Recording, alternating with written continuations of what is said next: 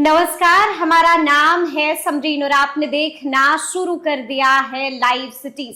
देखिए, बिहार की 4 विधानसभा सीटों पर उपचुनाव होना है।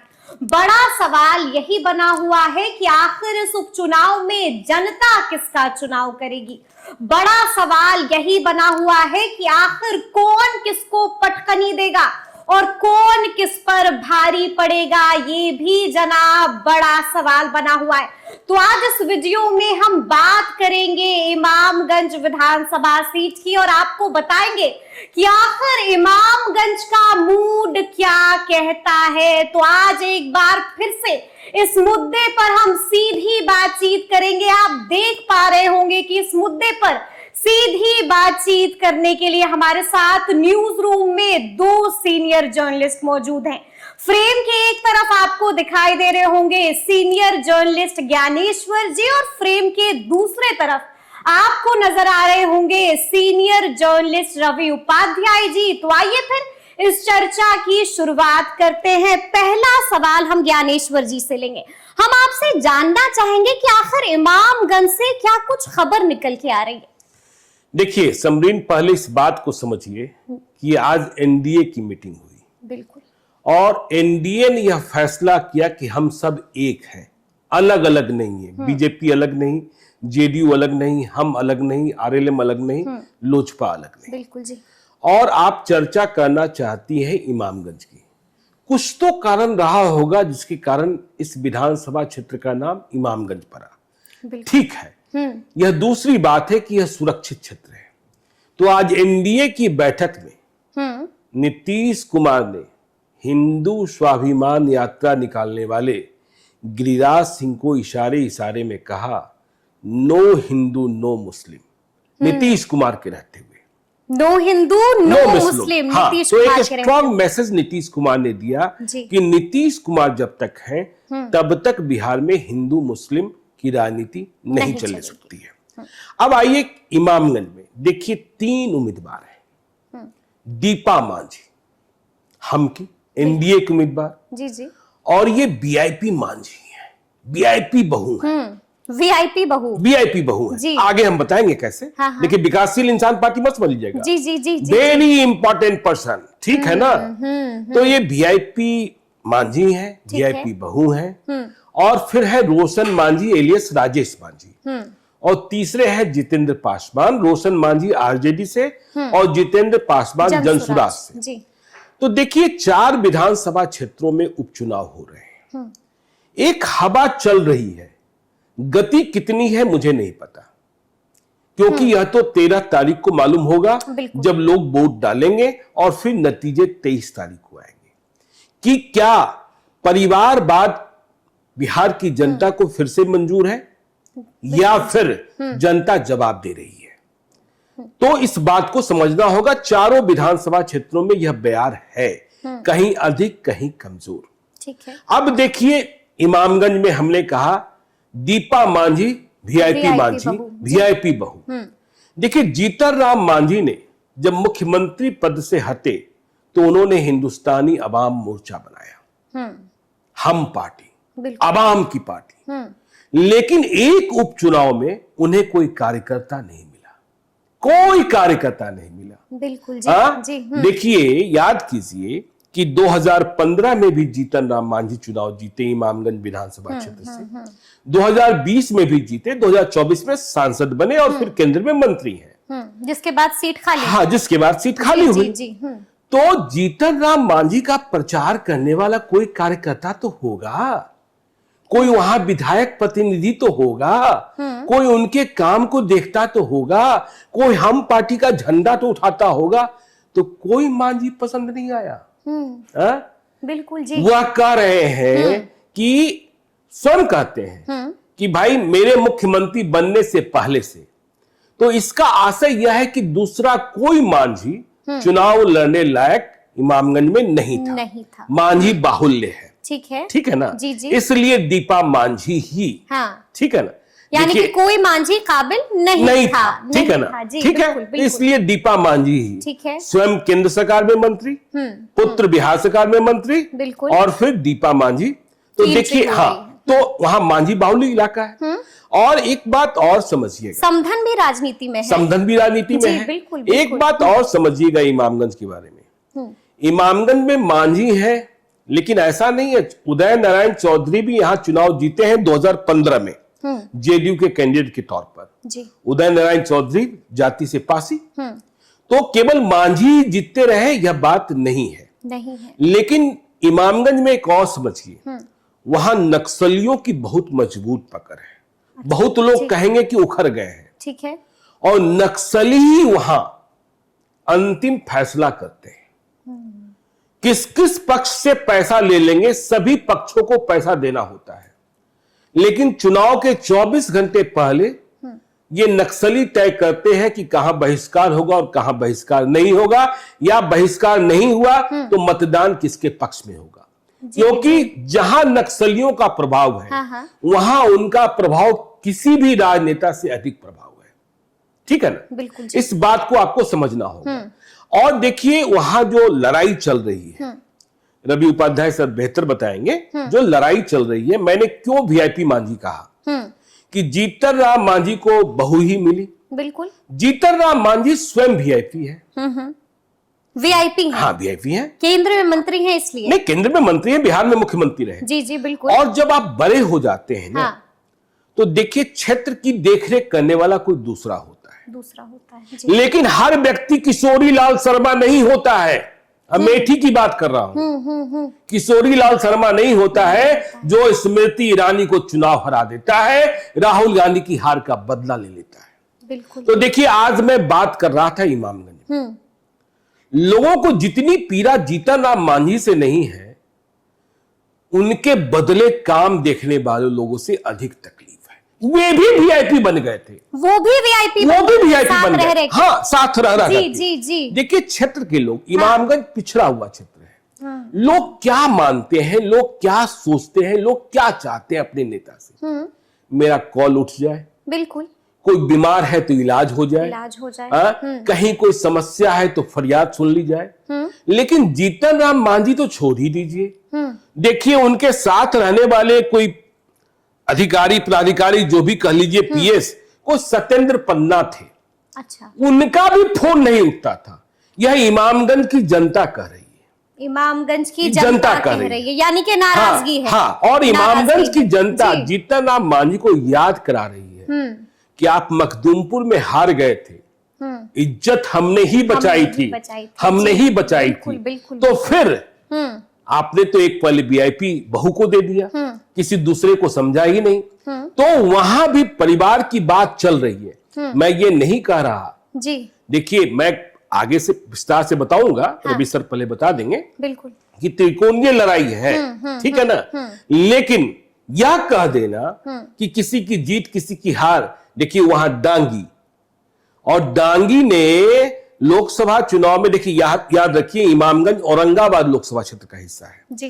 डांगी ने अभय कुशवाहा राजद के उम्मीदवार को मत दे दिया था। बिल्कुल बिल्कुल जी। अब इनके पास देखिए जो हम पार्टी है या एनडीए है, ये उपेंद्र प्रसाद को लगा रहे हैं। 2019 में उपेंद्र प्रसाद को टिकट दिया था मांझी ने औरंगाबाद लोकसभा क्षेत्र से, जी। हार गए थे। अब वे बीजेपी में चले गए। कुमुद वर्मा एमएलसी है।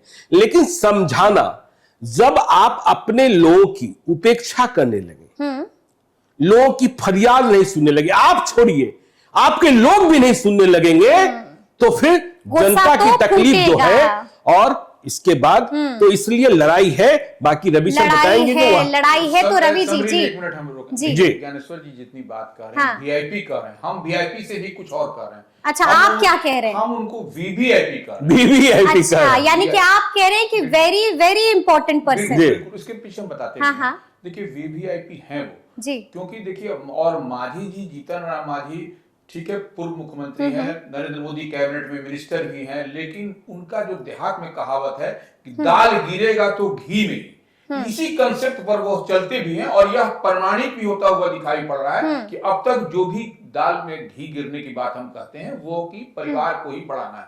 उनके पुत्र भी हैं, उनकी पुत्र वधू भी हैं। बिल्कुल। अब देखिए उनके पुत्र एक और पुत्र का नाम चल रहा था कि यहाँ से परवीन मांझी। इमामगंज जी, से जी, देंगे, परवीन बिल्कुल, मांझी। बिल्कुल, लेकिन हाँ। उनको उन्होंने नहीं दिया, साइड लाइन कर साइडलाइन दिया। कर जी दिया। जी उनको किसको देना था? तो जो पार्टी के, उनकी पार्टी है, घर की जेब की पार्टी है, तो उस पार्टी के जो अध्यक्ष हुए, राष्ट्रीय अध्यक्ष, जो मंत्री भी हैं नीतीश कैबिनेट में, उनकी पुत्र माने उनकी पत्नी को उन्होंने दिया। तो ये दाल में घी करने वाला, और एक को साइडलाइन कर दिया। और ये बात कर रहे हैं पन्ना की, जो पन्ना फोन नहीं पिक करते हैं, ये एस्टेब्लिश है, ये वहां के लोग कह रहे हैं, उनकी पीड़ा आप समझिए। क्योंकि वह जब फोन क्यों करते हैं, वह जब उनको अस्पताल ले जाना पड़ता है, बिल्कुल, या कोई अन्य जो इमरजेंसी होता है, अन्य मसला हो जाता है। तो जी, ऐसे क्यों कोई किसी को फोन करेगा? और सोचिए ना, टिकट के फैसले के पहले तक जी, यह बात चलती रही और मांझी जी कहते रहे कार्यकर्ता कार्यकर्ता कार्यकर्ता कार्यकर्ता, बिल्कुल। और जब बारी आई, लॉलीपॉप देते रहे। हाँ, और जब बारी आई तो ठीक ही कहा, भूल गए, हाँ, गजनी बन गए फिर। ठीक ही कहा कि घी जी, कहाँ जी, गिरेगा?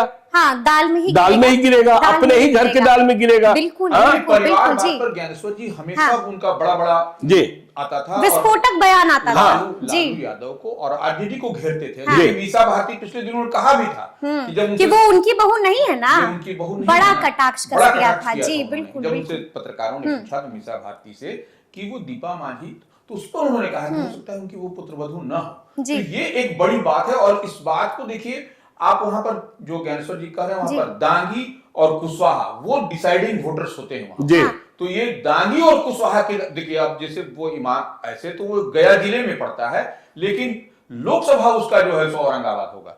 तो वो जब लोकसभा औरंगाबाद होगा, अभय कुशवाहा वहां से जीते हैं, कुशवाहा कार्ड चला है लालू जी का। कार्ड चला है। तो जी। अब देखिए वहां पर पूरी ताकत आरएलएन को और सम्राट चौधरी को झोंकनी होगी, तभी जाकर के कुशवाहा, सम्राट चौधरी, उपेंद्र कुशवाहा, उमेश कुशवाहा, सभी को लगना होगा, सभी को लगना होगा। सभी को रवि जी, थोड़ा सा हम चाहेंगे कि सीट का थोड़ा सा आप इतिहास भी बताइए। नहीं, इतिहास के पहले आप यह समझ लीजिए ना कि देखिए वहां त्रिकोणीय लड़ाई, ठीक है, ठीक है ना, ठीक है। आप याद कीजिए 2020 में वहां लोजपा भी लड़ गई, बिल्कुल, ठीक है? बिल्कुल, जी जी। चिराग पासवान चिराग बगावती मॉडल थे। चला था, हाँ। तो चिराग पासवान को किस जाति का मत अधिक मिला? पासवान का। तो उनके उम्मीदवार थे कुमारी शोभा सिन्हा, ठीक है। हाँ, उन्हें 14,197। इसी मत को देखते हुए वहां प्रशांत किशोर ने जितेंद्र पासवान, जो एमबीबीएस डॉक्टर नहीं है, बिल्कुल। यह बात बाद में हंगामा मच गया है इसको बिल्कुल, लेकर हाँ, के, जी। ठीक है, लेकिन वह अपने क्षेत्र में डॉक्टर साहब के रूप में ही जाने जाते ठीक हैं, है। रूरल मेडिकल प्रैक्टिशनर हैं शायद। हाँ। उनके यहाँ लंबी कतार लगी रहती जी, है। जी, कहते हैं जी। कोरोना में उन्होंने लोगों की बड़ी मदद की। जब देखिए बवाल पैदा हो रहा है तो सिस्टम पर सवाल पैदा होगा, वहां के नेताओं पर सवाल पैदा होगा। तो देखिए प्रशांत किशोर ने इसी बात को समझा कि 14,197 मत जी, वहां मांझी उम्मीदवार के खिलाफ तो है, बिल्कुल, ठीक है ना। जी। और अब दो मांझी आमने सामने। पहले क्या राकेश होता था? मांझी और दीपा मांझी। हाँ, पहले क्या होता था? जीतन राम मांझी और उदय नारायण चौधरी। बिल्कुल। तो मांझी का मत एक तरफा हो जाता था। तो इस बार वहां भी डिवीजन है। तो यानी कि प्रशांत किशोर ने मास्टर स्ट्रोक खेल नहीं, लिया। प्रशांत किशोर ने मास्टर स्ट्रोक का तो मतलब होता है जीत। जी, या हमें कहीं से भी दिखता हुआ कहीं नहीं दिख नहीं रहा है, दिख रहा है। कहीं नहीं दिख रहा नहीं दिख हाँ, रहा है। त्रिकोणीय लड़ाई। और त्रिकोणीय लड़ाई में देखिए प्रशांत किशोर की जीत कहीं भी तब संभव है जब बिहार की जनता परिवार को नकार दे, परिवार को नकार दे, बिल्कुल, ठीक है ना, जी, तब जी। संभव है। और यह इतना आसान नहीं है। नहीं। देखिए जीतन राम मांझी बहुत अधिक क्षमता वाले हैं। और आज जैसे एनडीए की बैठक में नीतीश कुमार ने कहा कि संपूर्ण एनडीए, तो 4 ही विधानसभा क्षेत्रों में उपचुनाव है, सभी के सभी वहां लगेंगे। बिल्कुल, और जुट जाइए। तेजस्वी यादव कितना लगते हैं? तेजस्वी यादव कितना लगते हैं? अभी प्रशांत किशोर की वहां सभाएं नहीं हुई है, अभी तो वह रामगढ़ और तरारी में ही फंसे हैं। तो वह जनता को कितना आंदोलित कर पाते हैं, इससे फिर पता चलेगा। देखिए रवि सर बताएंगे इतिहास। एक बात है समझिए, देखिए वहां पर जो जन सुराज के प्रत्याशी हैं,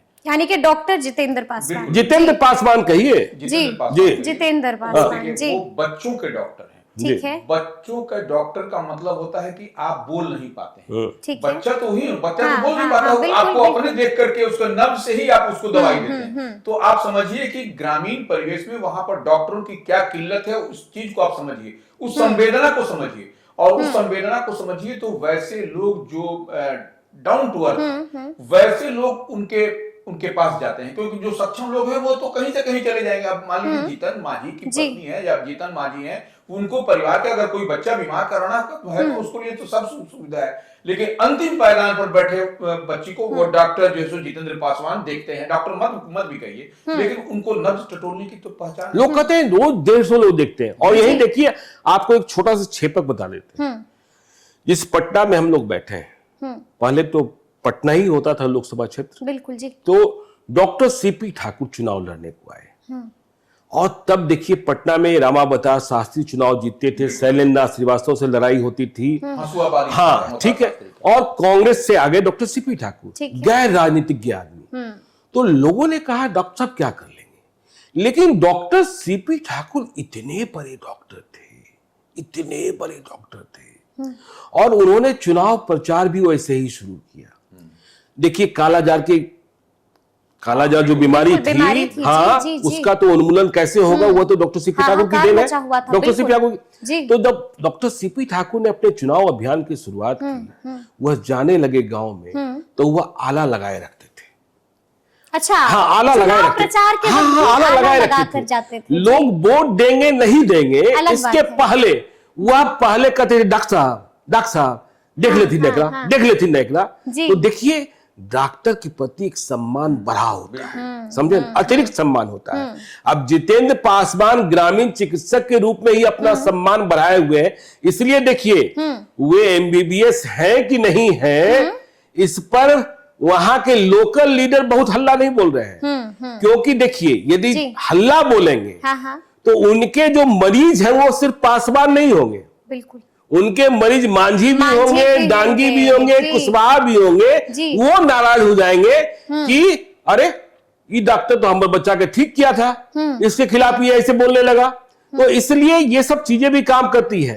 तो वीआईपी बहू जो है आसान नहीं है, डगर आसान बिल्कुल नहीं है। चुनाव जीत जाना वो अलग बात है। तो इसलिए वो अलग बात है जी। माझी में वहां वोट का तो कटिंग है इसमें। और देखिए एक बात तो समझना पड़ेगा कि आप मंत्री हो जाइएगा तो आपके पास पहुंच ऐसी तरह हमारी आपकी दूरी हो जाएगी, तो वो दूरी है, ये एस्टेब्लिश करता है। लोगों से आप बात करिएगा, फीडबैक लीजिएगा, तो यही फीडबैक मिल भी रहा है। और ये जितेंद्र पासवान जो चिकित्सक हैं, ये सरल और सुलभ है, 24/7 सरल और सुलभ है। तो वैसे लोगों को क्या चाहिए कि हमारे पास सरल और सुलभ चिकित्सा सुविधा मिल जाए ग्रामीण इलाके में, और हमेशा जब जाइए। लेकिन क्या लगता है आज जो पोल खुली है, क्या लगता है क्या उसका प्रभाव जो है वो देखने को मिलेगा? लेकिन देखिए हाँ बिल्कुल दिखेगा, नाराजगी दिखेगी लोगों की। नहीं हो सकती है नाराजगी, लेकिन हमने कहा ना जिसके लिए डॉक्टर है वो डॉक्टर है, ठीक है ना, उनके लिए भगवान। हाँ उनके लिए डॉक्टर। देखिए लेकिन विपक्ष इसको बड़ा मुद्दा बनाएगा। जो यह मानता है कि पत्थर में भगवान है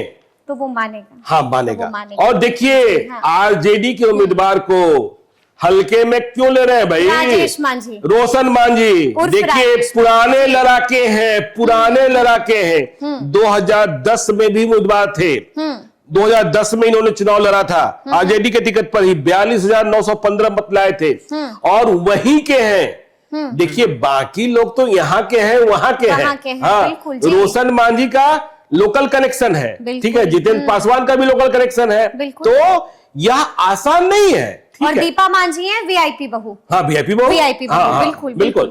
अब देखिए दोनों का जो काफिला चल रहा है, आप वहां पर देखिए कि वहां पर इमामगंज में जो दीपा मांझी भी चल रही हैं, ठीक है, जितेंद्र पासवान भी चल रहे हैं, बिल्कुल, या रोशन मांझी भी चल रहे हैं। आप सब के काफिले से ही डिफरेंशिएट कर पाइएगा, अंतर कर पाइएगा कि ये चल रहे हैं तो कैसा, और वो चल रहे हैं, वो गाड़ी से उतरने में थोड़ा सा उनको परेशानी होती है। और इन लोगों को आप देखिए, जितेंद्र पासवान को देखिए, ये पैदल जो है गांव और एक एक चीज की जगह की इनको जानकारी है कि कौन कहां पर। हर गांव में, हर पंचायत में 10 लोग इनके जानकार लोग हैं, जहां पर आप बिना खटिया पर जाकर के बैठ जाइए, वहां आपको जो भी होगा, सत्तू होगा, ठंडा होगा, पानी होगा, रोटी होगा, आप ना खा के आगे बढ़ जा रहे हैं। तो ये रिस्पॉन्स मिल रहा है। अब देखिए चुनाव का परिणाम क्या आएगा, यह तो वो अलग बात है जी, अलग विषय है, वो तो ईवीएम बताएगा या लोग बताएं। लेकिन जो दिखाई पड़ रही है वहां जनसुराज पेनिट्रेट कर रहा है, इसमें कहीं कोई दो मतलब लड़ाई त्रिकोणीय हो गई, जी, ठीक है। तो त्रिकोणीय लड़ाई में देखना यह होता है कि 48 घंटे पहले लामबंदी क्या होती है, नक्सलियों का फरमान क्या होता है, किसके पक्ष में होता है। और देखिए जो हमने कहा ना, इस बात को भी याद रखिएगा, जो प्रशांत किशोर जादूगर की तरह आंखें बंद करवा रहे हैं जी, और बच्चों का स्मरण करा रहे हैं, बच्चों का स्मरण करा रहे हैं। जी जी जी। तो ज्यादा समझदार लोग जो हैं वह तो इसके आगे पीछे भी जोड़ लेंगे, लेकिन जो कम पढ़े लिखे लोग हैं, जिन्हें सुख सुविधाओं से अब तक वंचित रखा गया है, जब उनकी आंखों के सामने बच्चे आते हैं तो फिर उनको लगता है कि ये बंदा ठीक कर रहा है, ठीक है ना, ये बंदा ठीक कर रहा है। हाँ।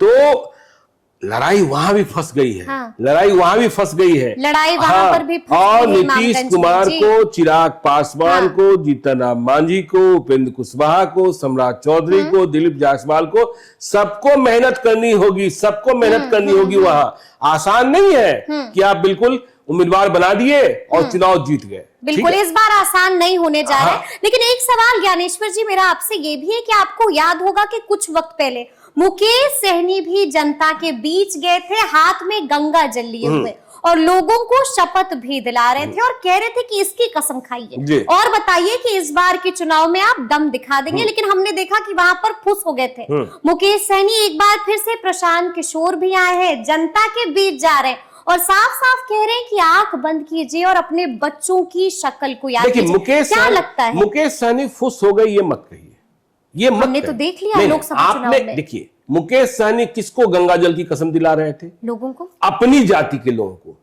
अपनी जाति के लोगों को, ठीक है ना, जी जी, अपनी जाति के लोगों को। तो या तो लोकसभा चुनाव में दिखा ना कि जहां मुकेश सहनी के उम्मीदवार थे, आप 2019 के चुनाव से तुलना कीजिए कि उनका मत बढ़ा कि नहीं बढ़ा। जीत हार अलग है।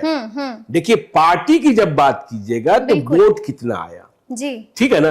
तो मुकेश सहनी को लेकर चिंतित तो रहे ही कि सहनी जो है इधर से उधर जा रहा है, और आज भी मुकेश सहनी, देखिए आज भी एनडीए अपने साथ करने के लिए तैयार बैठी है। आज बस भी तैयार बैठी है एनडीए। मुकेश सहनी ने गंगा जल की कसम, गंगा मैया की कसम अपने लोगों खिलाई, अपने लोगों को खिलाई थी। जी एक अंतर इसमें ऐसे कर लीजिए कि जो जन सुराज के संस्थापक जो घूम रहे हैं वह किसको कह रहे हैं? आंख बंद करिए अपने बच्चे जनता को, नहीं बच्चे को देखिए, वह अपने जाति समाज को नहीं कह रहे हैं, वो आम आवाम को कह रहे हैं। तो और मुकेश सहनी एक सर्टेन तबका को कह रहे हैं। दोनों में अंतर है। इस लिहाज से आप कहिए जन सुराज का वो मैसेज जो है सो लाउड एंड क्लियर है आम आवाम के लिए, और इनका है अपनी वर्ग विशेष के लिए। चलिए दोनों में तो अंतर है, उसमें कहां दोनों में अंतर है। तो अब देखना होगा कि आखिर होगा क्या।